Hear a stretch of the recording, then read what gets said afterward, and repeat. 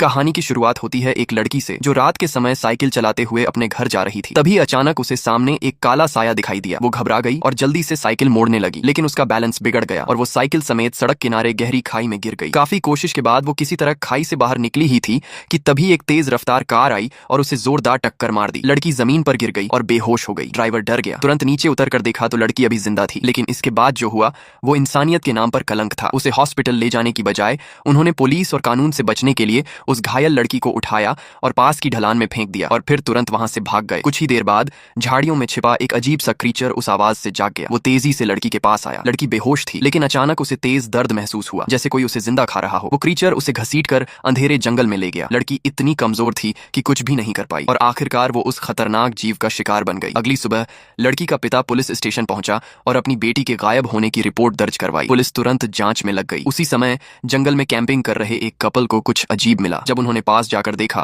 तो वो खून से सना हुआ इंसानी हाथ और फटा हुआ सामान था। दोनों डर के मारे कांप गए और तुरंत पुलिस को खबर दी। पुलिस मौके पर पहुंची और सर्च ऑपरेशन शुरू किया। उन्हें और भी बॉडी पार्ट्स और एक बुरी तरह खराब हुआ सिर मिला। सब देखकर लगा कि ये बहुत ही ब्रूटल मर्डर केस है। वैसे ये गांव पहले बहुत शांत और सेफ माना जाता था। यहाँ क्राइम लगभग जीरो था और ये एक फेमस टूरिस्ट स्पॉट था। लोग यहाँ छुट्टियां मनाने आते थे, लेकिन हाल ही में गांव में अजीब घटनाएं होने लगी थी। कुछ दिन पहले एक आदमी रात में बाहर गया और गलती से पहाड़ी से गिरकर एक गड्ढे में जा गिरा। जब उसने देखा तो वो डर के मारे सुन्न रह गया, क्योंकि वो एक खुली हुई कब्र थी जिसमें से लाश को निकालकर बुरी तरह नोचा गया था। वो आदमी भागने लगा, तभी उसे किसी जानवर जैसी डरावनी आवाज सुनाई दी और अचानक एक अज्ञात जीव उस पर टूट पड़ा और उसे भी घसीटकर जंगल में ले गया। जब पुलिस दोबारा वहां पहुंची तो ये नजारा देखकर उनके भी होश उड़ गए। बॉडीज के टुकड़े टुकड़े कर दिए गए थे और उन पर जानवर के काटने के निशान थे। लेकिन अजीब बात यह थी कि गांव में कोई जंगली जानवर नहीं बचा था, क्योंकि जंगल पहले ही काट दिए गए थे। इसलिए ये केस और भी मिस्टीरियस बन गया। गांव का मुखिया चाहता था कि ये बात बाहर न जाए ताकि टूरिज्म बिजनेस खराब ना हो, लेकिन तभी एक ऑर्चर्ड में फिर हमला हुआ। एक जंगली जानवर ने एक आदमी को पकड़ लिया और उसे घसीट कर ले जाने लगा। पुलिस ने किसी तरह उसे बचा लिया। अब साफ हो गया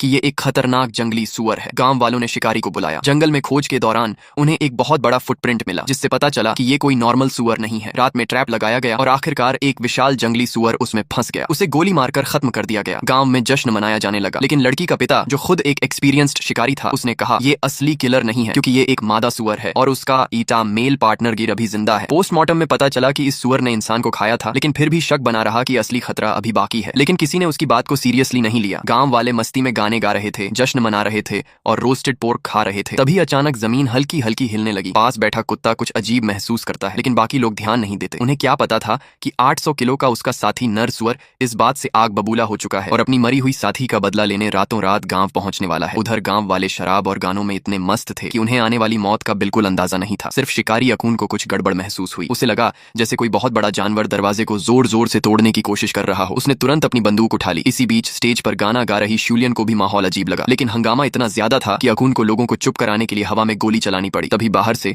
एक डरावनी दहाड़ सुनाई दी। अब सबको समझ आ गया कि कोई बड़ा खतरा आ चुका है। लोग डरकर दीवारों से चिपक गए। कुछ गांव वाले जल्दी से मेजें उठाकर दरवाजे के सामने लगाने लगे, लेकिन बाहर मौजूद दैत्य लगातार दरवाजा तोड़ने की कोशिश कर रहा था। अकून ने उसे भगाने के लिए गोली चलाई, मगर इससे वह और ज्यादा गुस्से में आ गया और सीधे दीवार तोड़कर अंदर घुस आया। अकून ने तुरंत फायरिंग शुरू कर दी, लेकिन गोलियों का उस विशाल सुअर पर कोई असर नहीं हुआ, बल्कि वह और ज्यादा हिंसक हो गया। लगता था यही वह खूंखार आदमखोर सुअर है जिसने कई लोगों को मार डाला था। जैसे ही उसकी नजर मेज पर रखे भुने हुए सुअर के मांस पर पड़ी, वह पूरी तरह पागल हो गया। उसकी दहाड़ इतनी भयानक थी कि कमरे के सारे बल्ब फट गए और चारों तरफ अंधेरा छा गया। फिर वह लोगों पर टूट पड़ा। जो भी सामने आता उसे अपने बड़े बड़े दांतों से हवा में उछाल देता। लोग जान बचाने के लिए इधर उधर भागने लगे। पूरा हॉल चीखों से गूंज उठा। पुलिस वाले भी इतना डर गए कि अपनी जान बचाने में लग गए। एक बेवकूफ आदमी ने चाकू लेकर उस सुअर का सामना करने की कोशिश की, लेकिन सुअर ने एक ही झटके में उसका हथियार तोड़ दिया। चारों तरफ चीख पुकार मच गई। किसी ने सपने में भी नहीं सोचा था कि एक रोस्टेड पोर्क पार्टी इतनी भयानक तबाही में बदल जाएगी। अकुन ने फिर से बंदूक उठाकर फायर किया, मगर सुअर की चमड़ी इतनी मोटी थी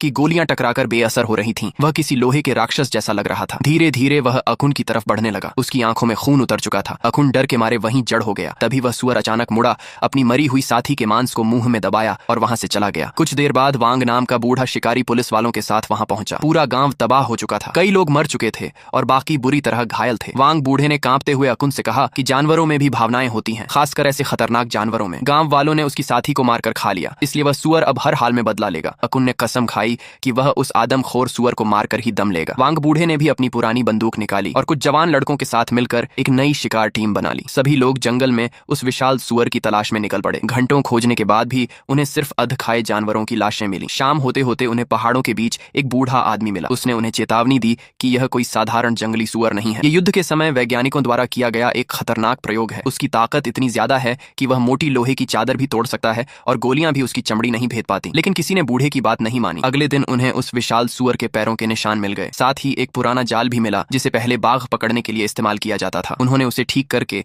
सुअर को पकड़ने की योजना बनाई। कुछ देर बाद उन्हें सुअर की गुफा मिल गई। अंदर बड़े सुअर की जगह उसके छोटे छोटे बच्चे थे। वांग बूढ़े ने कहा कि अगर इन्हें छोड़ दिया गया तो बड़े होकर ये भी खतरनाक बनेंगे। अकुन ने फैसला किया कि इन्हें खत्म कर देना चाहिए। शिवलियन एक मोटे बच्चे को उठाकर ले गई ताकि बाद में उसे पकाकर खाया जा सके, जबकि बाकी बच्चों को पेट्रोल डालकर जला दिया गया। लेकिन बच्चों की दर्दनाक चीखें दूर मौजूद आदमखोर सुअर तक पहुंच गईं। जैसे ही शिकारी गुफा से बाहर निकले, सामने वही विशाल आदमखोर सुअर खड़ा था। उसे देखकर सबके होश उड़ गए। सुअर गुस्से में उनके पीछे दौड़ पड़ा। सब लोग जान बचाकर टेढ़े मेढ़े रास्तों से नीचे भागने लगे। आखिरकार वे एक संकरी पाइपलाइन में घुस गए जहां सुअर अंदर नहीं आ सकता था। गुस्से में वह बाहर खड़ा दहाड़ता रहा, लेकिन जब वह अपनी गुफा में वापस लौटा और अपने जले हुए बच्चों को देखा तो दर्द और गुस्से से पागल हो गया। उसने कसम खाई कि वह उन इंसानों को जिंदा नहीं छोड़ेगा। रात में अचानक अलार्म बजा। अकुन बंदूक लेकर बाहर निकला। पहले तो उसे लगा कि खतरा टल गया है, लेकिन अगले ही पल आदमखोर सुअर ने उस पर हमला कर दिया। दोनों के बीच भयानक लड़ाई शुरू हो गई। अकुन बुरी तरह घायल हो गया। बाकी लोग दौड़कर पहुंचे और किसी तरह सुअर को जाल में फंसा दिया, लेकिन वह इतना ताकतवर था कि जल्दी ही जाल तोड़कर बाहर निकल आया। अब सभी लोग फिर से जान बचाकर भागने लगे। शिवलियन और एक पुलिस वाला सुअर के बच्चे को लेकर दूसरी तरफ भागे ताकि सुअर उनका पीछा करे। भागते भागते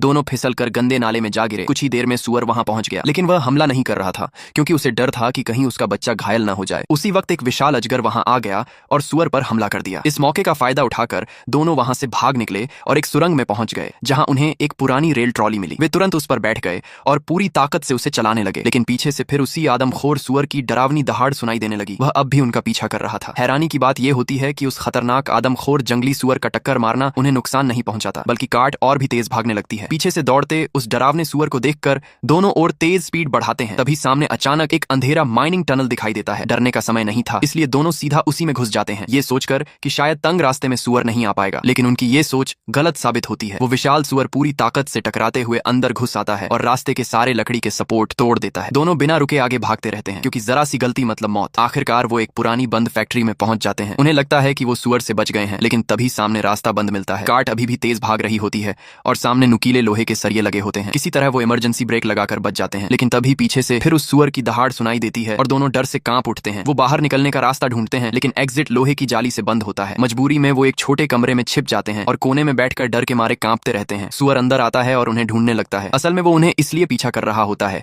क्योंकि उसका बच्चा उस लड़की के बैग में है। वो किसी भी हालत में अपने बच्चे को वापस लेना चाहता है। सूंघते हुए वो उनके पीछे पहुंच जाता है और अचानक कांच तोड़कर हमला करता है। दोनों जल्दी से भागकर ड्रेनेज एरिया के नीचे छिप जाते हैं। सुअर उनके ऊपर से गुजरता है। दोनों सांस तक लेने की हिम्मत नहीं करते, लेकिन तभी बैग में रखा छोटा सुअर का बच्चा आवाज कर देता है और उनकी लोकेशन एक्सपोज हो जाती है। सुअर तुरंत वापस मुड़ता है और रास्ता तोड़कर उनके सामने आ जाता है। दोनों फिर भागते हैं। एक और डेडली चेस शुरू हो जाती है। वो एक सीढ़ी पकड़कर ऊपर चढ़ने लगते हैं। सुअर नीचे से उसे तोड़ने लगता है, लेकिन दोनों समय रहते ऊपर पहुंच जाते हैं। अब वो ऊपर फंसे होते हैं। नीचे सुअर इंतजार कर रहा होता है। इस बार वो फैसला करते हैं कि अब भागना नहीं, अटैक करना पड़ेगा। तभी उन्हें एक बड़ा हाइड्रोलिक मशीन दिखता है। प्लान बनता है सुअर के बच्चे को बेट बनाकर सुअर को मशीन के नीचे लाना और फिर उसे क्रश कर देना। जिंगयुआन ये रिस्क लेता है और सुअर के बच्चे को लेकर नीचे जाता है। सुअर उसे देख लेता है और उसके पीछे भागता है। उधर लड़की ऊपर से मशीन चालू करने जाती है। जिंगयुआन सुअर को ट्रैप तक ले आता है। जैसे ही सुअर का बच्चा गिरता है और आवाज करता है, सुअर इमोशनल होकर उसकी तरफ भागता है। उसे शक होता है कि ये ट्रैप है, लेकिन अपने बच्चे के लिए वो खुद अंदर चला जाता है। तभी मौका देखकर जिंगयुआन गेट बंद कर देता है और ऊपर से भारी हैमर गिराया जाता है। सुअर फंस जाता है, हिल भी नहीं पाता। वो दर्द से चीखता है जैसे अपने बच्चे को बचाने की गुहार लगा रहा हो। लड़की को उस छोटे सुअर का बच्चा पर दया आ जाती है और वो उसे बचा लेती है, लेकिन जिंगयुआन वहीं बॉम्ब फेंक देता है और ब्लास्ट में उस खतरनाक सुअर का अंत हो जाता है। बाद में जिंगयुआन गांव का हीरो बन जाता है। सबको लगता है कि अब सब खत्म हो गया, लेकिन असली ट्विस्ट अभी बाकी था। वो छोटा सुअर का बच्चा चुपके से जंगल में वापस चला जाता है और उसकी आंखों में जो खतरनाक चमक होती है उससे साफ पता चलता है कि भविष्य में वो भी एक खतरनाक मैन ईटिंग जंगली सुअर बनेगा। मतलब खतरा अभी खत्म नहीं हुआ है। ऐसे ही मजेदार मूवी एक्सप्लेनेशन के लिए